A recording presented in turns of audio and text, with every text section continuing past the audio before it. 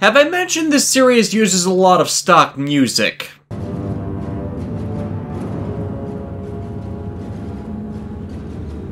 That's the song Mars, Bringer of War by Gustav Holst. Appropriate for a mass invasion of Kune-Kune in Shinjuku? Oi! I like Shinjuku, assholes! This episode in Invasion introduces the next general to the Nechi Regia forces, Garail, from the word kireru, meaning cutting. And I do apologize for the pronunciation on this one. Even with me redoing these videos and Shot Factory sticking a proper romanization of the name on this, I still can't get this one right. He's been sent by Javias to get their invasion on point once more instead of the endless experiments that seem to be getting them all nowhere, making his malicious introduction by kidnapping a bunch of kids. Huh, that explains so much. But during the invasion that introduces him, when Kenta recklessly assaults the forces, he uses his sheer speed to swap one of his abductees in the place of his target, resulting in Kenta critically harming a little kid. Yeah. He ends up taking this really hard, too, resolved to not let it happen again. Oh, not by training to make himself less likely to screw up in combat physically to contrast his previous training by playing video games, but by actually quitting being a Megaranger. Which really didn't solve the problem, and kinda makes you seem like a dick.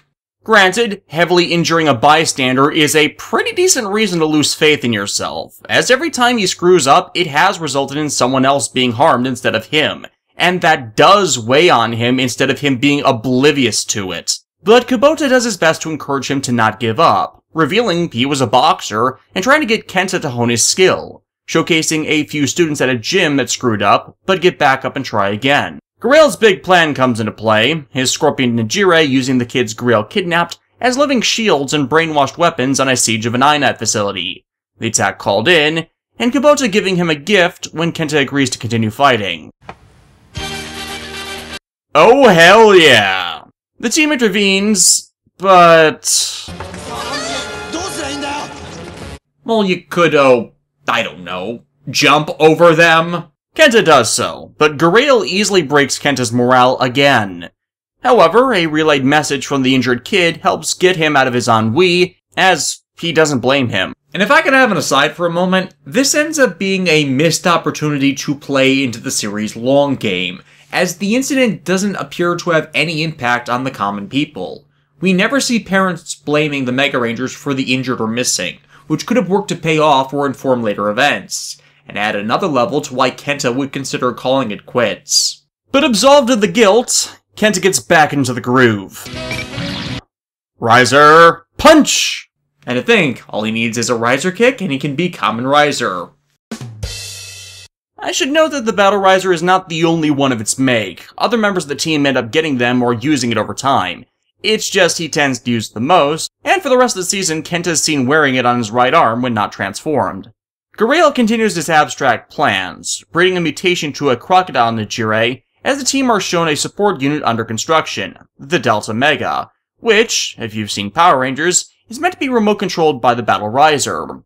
Now, from the previous episode concerning the Galaxy Mega being remote piloted, you would think the same scientists would have then developed the battle AI for this unit. No. The one actually responsible for the Delta Mega's combat AI is the father of INET's head maintenance engineer, Shogo Kawasaki, who doesn't exactly have positive things to say to the group, as they keep smashing up the ship every time they have a giant robot battle. Maybe it's not the best of ideas to have the command center be within something meant to be a combat robot. Granted, he thinks the ship is a fantastic feat of engineering that should be shown the respect it deserves, so he's not being a total asshole about it. He loves working here. His father, not so much. He is in fact withholding the program that would make Delta Mega functional until the INET heads fire him and send him back to Earth, as he wants Shogo to go to college, become something more than a grease monkey. Again, can't exactly fault him. He appears to want the best for his son, even if he is a douchebag about it and ignoring what his son wants for his own more selfish pursuits, which also includes keeping him safe and out of battle.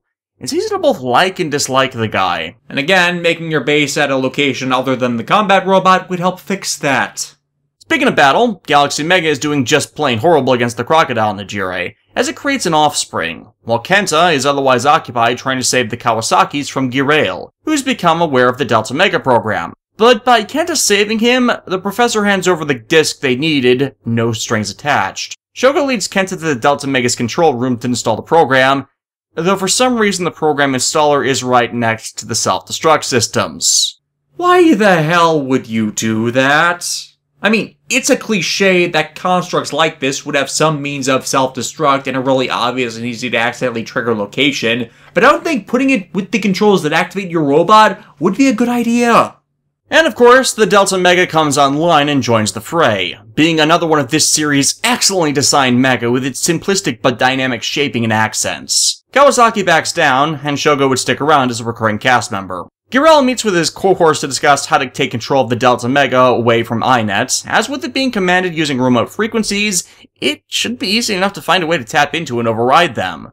So the best way to do such would be to draw it out. This results in the expected revive the dead monsters plot these shows do periodically, splitting the Megaranger forces and fighting the weaker recreations so they'd be forced to call out the Delta Mega while they're busy. And thus the Denji Regia get to work on scrambling the frequencies and take control, setting it off to cause havoc. Gee, I'm curious why the Megarangers wouldn't be seen getting blamed for this. Galaxy Mega is deployed to keep things from getting worse, with Kubota and Shogo working to determine the best way to regain control, eventually finding that core overrides in Delta Mega systems could lead it to rejecting the improper commands. How? Well, it's a combiner.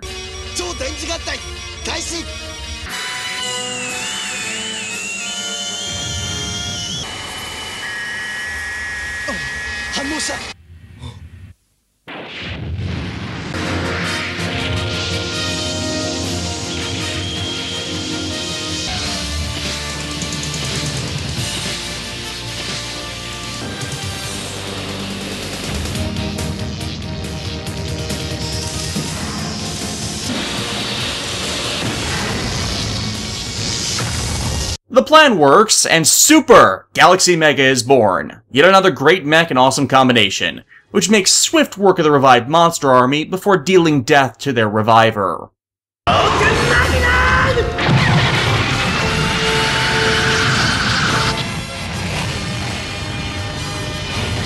Badass.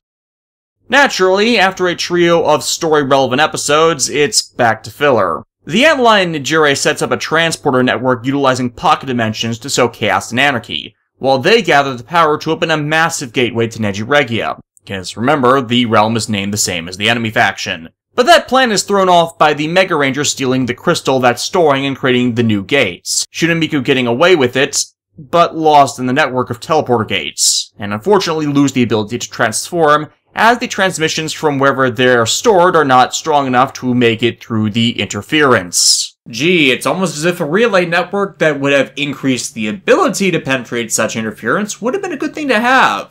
But nope, we can't piss off the forest spirits that would have let their forest burn over having a mite bit of litter in it. Morons. Shinamiku argue over what to do as Antlion catches up.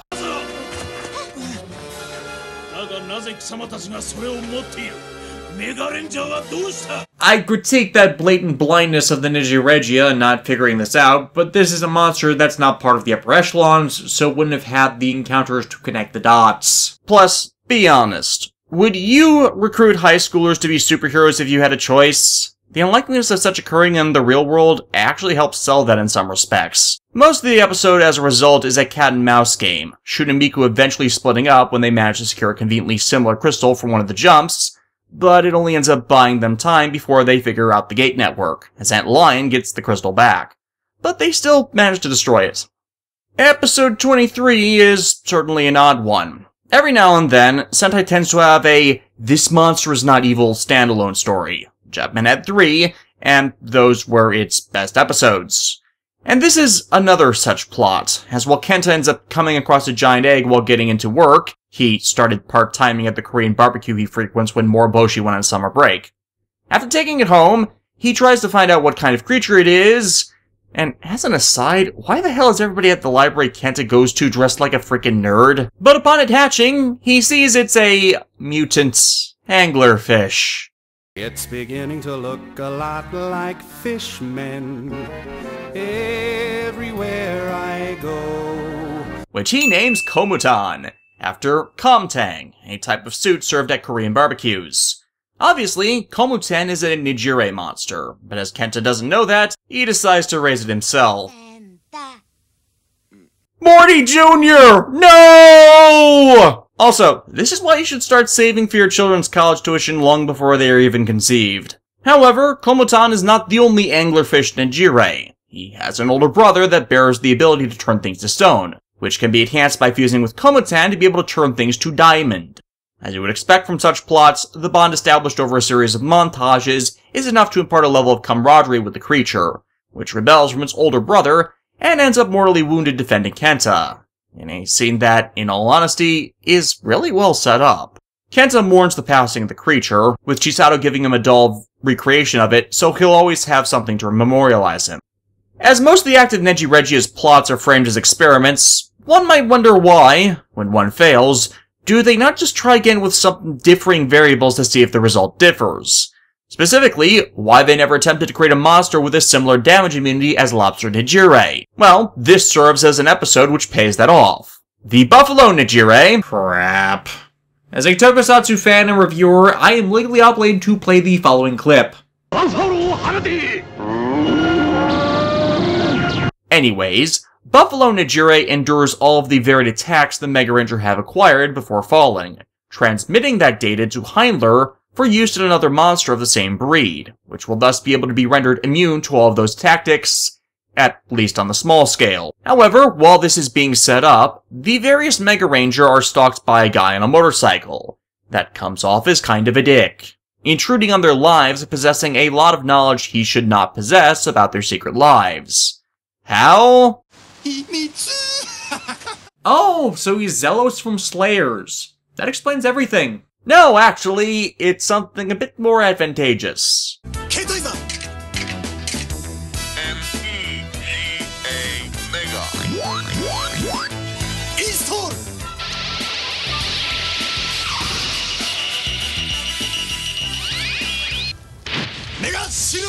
This is Yusaku Hayakawa, played by Shigeru Kanai, also known for his role as G-Stag in Juko B Fighter. Which I really want to see subtitled.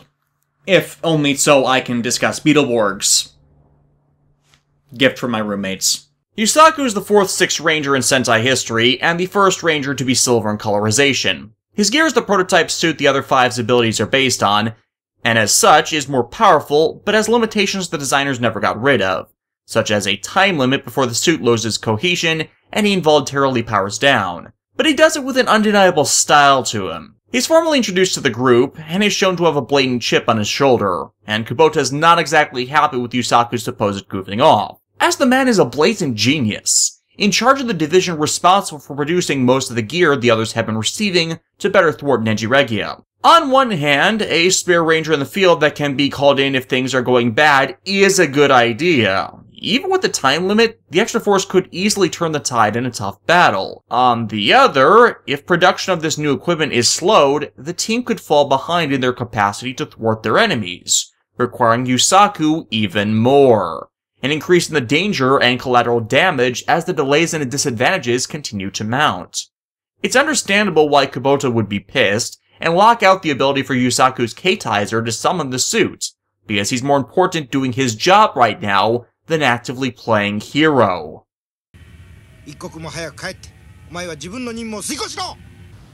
This is all a really good way to moderate the Sixth Ranger issue, by having him possess other duties that would warrant his absence. He and the previous three, Dragon Ranger, Kiba Ranger, and King Ranger, all had sparing appearances as it was perceived adding in a team member mid-series with all these special strengths and abilities would throw off the team dynamic, proven by how Barai pretty much took over the show and became Zyuranger's go-to Deus Ex Machina, and why Yusaku would be the last Sixth Ranger until Time Fire, and after with Gal Ranger it would become more the norm for them to join the ensemble to varying degrees. Because in this case, the concept was still new enough, there weren't exactly rules for how to deal with the addendum. In fact, this early on, it's almost as if he's an extra hero. The Mega Silver is the first 6th Ranger to have his suit design perfectly match that of the rest of the team, without special detailing or accents, the previous 3 bearing armor to denote the distinction as not a regular Ranger. As the Neji are now aware of him, they make plans to counter Yusaku. Gurail in specific formulating a plan heinous enough to warrant the Mega's immediate attention. Poisoning the planet's supply of seawater. Granted, the country eats a lot of seafood, so that warrants some concern. This is until Gurail shows he's been planning to clone his creation en masse to have an army that can poison the entire world, does the full scale of the threat make itself clear. The Megaranger intervene, but are caught in a trap, warranting Yusaku be allowed to transform to save the Megaranger!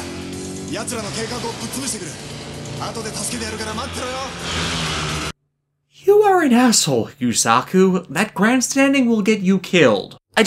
Shoot at the damn net, dude! You have 2.5 minutes of power. You're still the big damn hero, but you have backup in case things are more difficult than you expect that might make you lose the opportunity. They win the day, but Yusaku breaks the promise he made to get back to work, what warranted Kubota agreeing to unlock the K-Dizer for him in the first place, and continues to goof off. Sure enough, even when he returns to his workspace, he's still solely focused on reviewing the battle data of his fights, reliving his glory.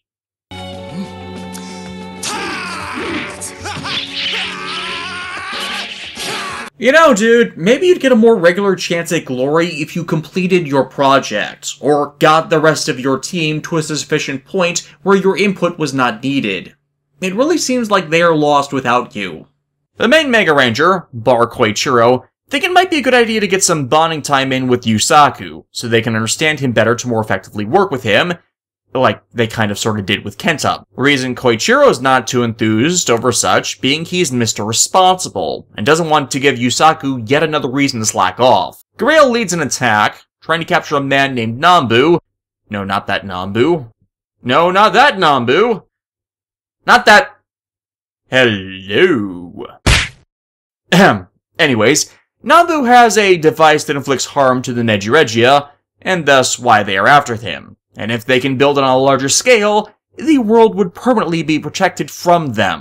It's a trap! Yep, the Cicada Nejire possessing Nambu set this in motion to build his device, which will kill people from overexposure to sonic waves scrambling their brains, once more being a plan piggybacked off of a previous experiment. What tips off Koichiro and Yusaku while they and the rest of the Megaranger are on guard duty is a woman with a child, Nambu's wife, who Nambu is refusing to see, which is obviously odd. This results in them being inside the shield Cicada Rex to keep everyone else out, and though they are unable to transform, and are screwed up in their approach by the screaming baby, seriously, why do parents take infants places when they know they will always make a scene? But they manage to knock it into the shield, breaking it and leading to its defeat. Next, Oiwa decides to take his favorite students, Red, the team, on a trip one of the man's associates was covering due to owing him a favor, and there's a long-standing saying that goes around.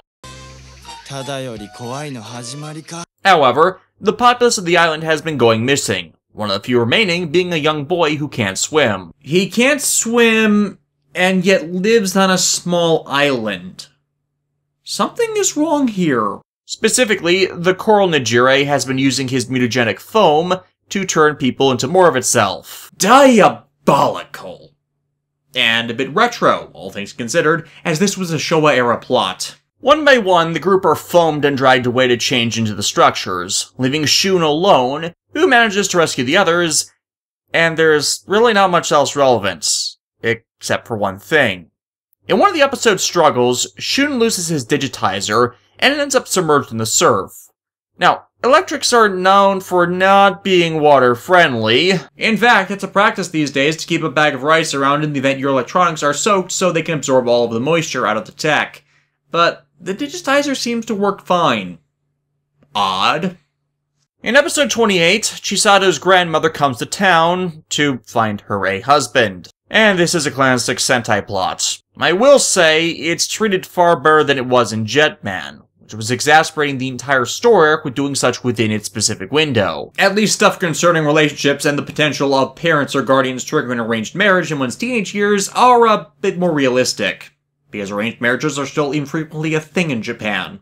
But Chisato doesn't want to get married. Plus, she has the whole Megaranger thing to worry about. So she needs to get her granny off of her case concerning that. Meaning, she has to fake a boyfriend. Oh hi, Koichiro. Yes, Chisato uses him to get her out of this. But naturally, Grandma Jogasaki wants to see if they're actually compatible, leading to a pretty big social faux pas.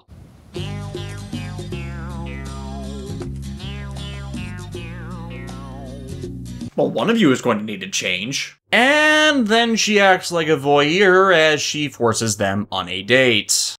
Yes, I am so happy. Have you been following us all day? Sousa's life is my soap opera. Is this actually a thing in Japan? Because I gotta say, I feel as if that's somehow defeating the purpose of your intentions to associate their dating to moments of uncomfortableness. Thank God for monster attacks. The termite Nijire seeding its eggs over the city before being killed by the Megaranger, leading to its offspring amalgamating into a soldier unit much stronger than itself. That is shown to do a hell of a lot more damage, resulting in Chisato needing to evacuate her grandma, but Granny's not taking no for an answer, stealing a police officer's car while he's helping with evacuation to ram the freaking monster. Damn! Well, what prompts such was she was trying in her own regard to rescue Chisato when she runs back to battle, catching her transforming, and ultimately requiring Chisato to save her when the car loses the ability to brake.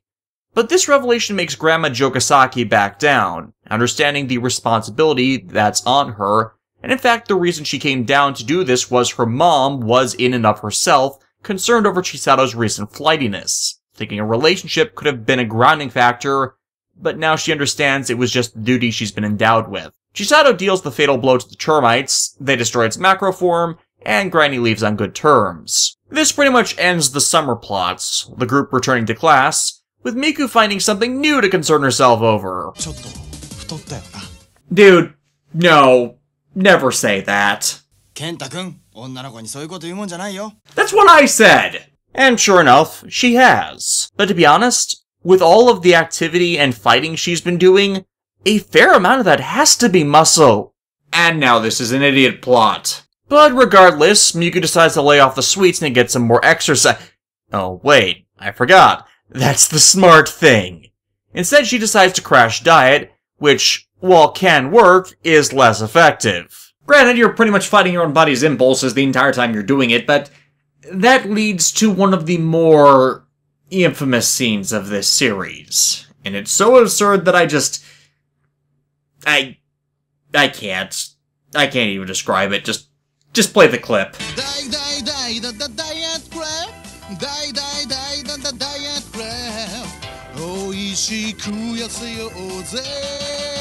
Very healthy super diet crab.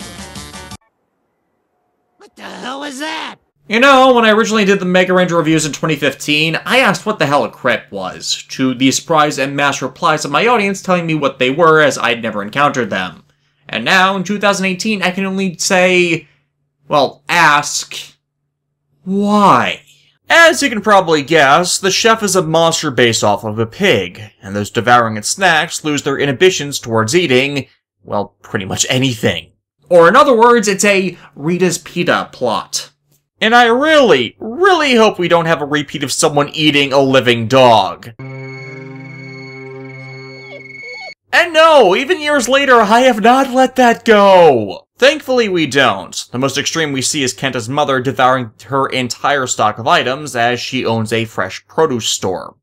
Yusaku's actually the first to catch on, overhearing Miku's claims about the food stuff that won't make someone lose weight, and not buying it, as he fancies himself a cook. And yet it doesn't look as if he ever joined the French Foreign Legion. Probably never got certified as a pastier either. Yaruna.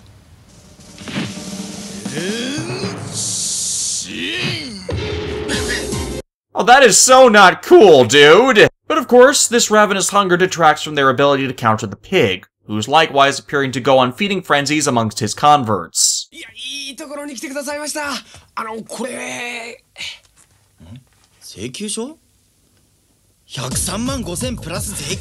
Not on their non-existent paychecks.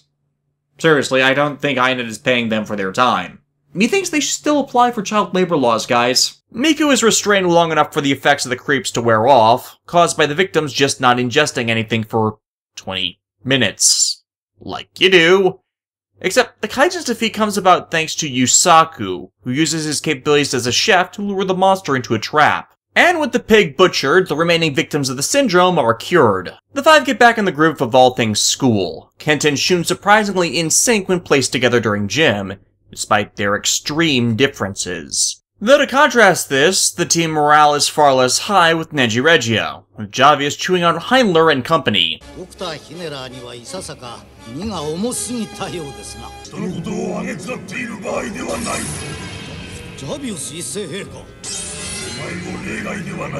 He takes offense to this and begins plotting his double-cross, coming to Uganda and encouraging them to work together to end the Megaranger with their combined powers. Since Yugan prefers force over intelligence, he is a bit more gullible towards such, and is suckered in with Galil's concern for Heinler. As you would expect,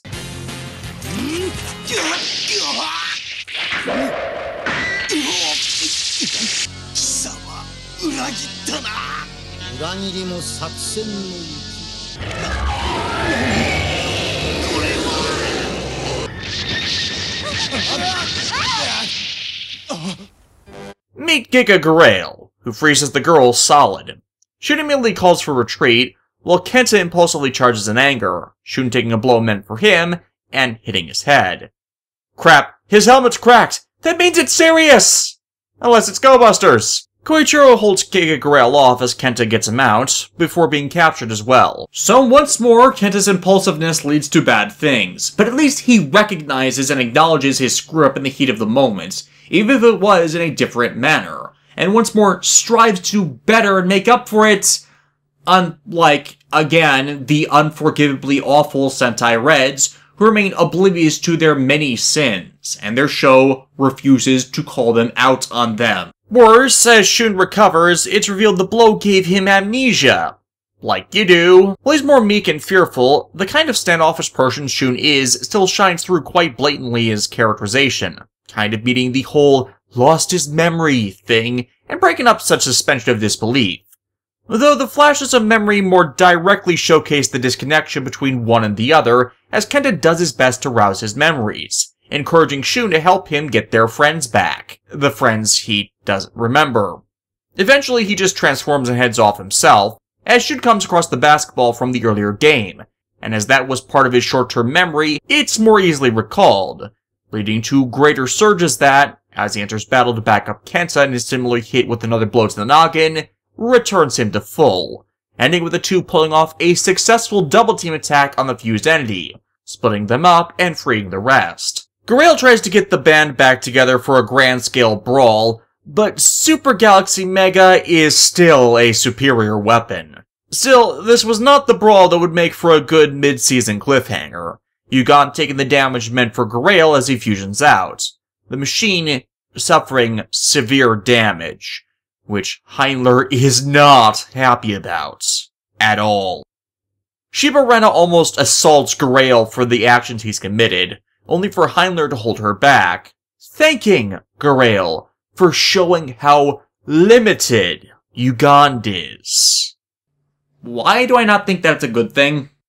In gratitude, Heinler gives him what he calls a Neji Source Power Capsule, which should compensate him such, and give him the power he needs to succeed against the Megaranger. And you can already tell Grail is planning his double-cross, but as I've stressed from Heinler, he is not stupid. And he certainly plays this game better than Grail ever has. For as Grail ingests and engages the Megarangers, he reveals the capsule was a poison. Oh, it will give him vastly more power, alright, but at the cost of both his life and sanity. イレールにそれを教えてやるのだ。じっくりとな。パワーを最大限引き出す代わりに、体を変形させその意志も奪ってしまうのだ。地球侵略のためには手段を選ばぬと言ったのはお前だ。And this, ladies and gentlemen, is why you don't screw with Heinler's creations. Remember this will be relevant later. Kubota is unable to call Yusaku to reinforce the other Rangers because the man is actually off doing his job! Inconceivable! Mainly this is the final testing day for his big project, Project Mega. They really need better naming for these kinds of things. And yet it is still better than all of Neo Saban Power Rangers. The beat pop for the episode has involved Shogo preparing a special program to upgrade Super Galaxy Mega's effectiveness, only to end up injured in the crossfire. It's thanks to Grail retreating that the team is permitted to get their own injuries patched, but Shogo's ended up in far worse shape. His condition jeopardized as they have to deploy the mechs to stop Grail as he goes giant. But the machines even combined are no match. Fortunately, Shogo awakens and, through sheer force of will, makes the climb to the cockpit to give them his program. It's a gamble, but with the damage to the machines, it could just wreck them. With no better options, however, they make the attempt.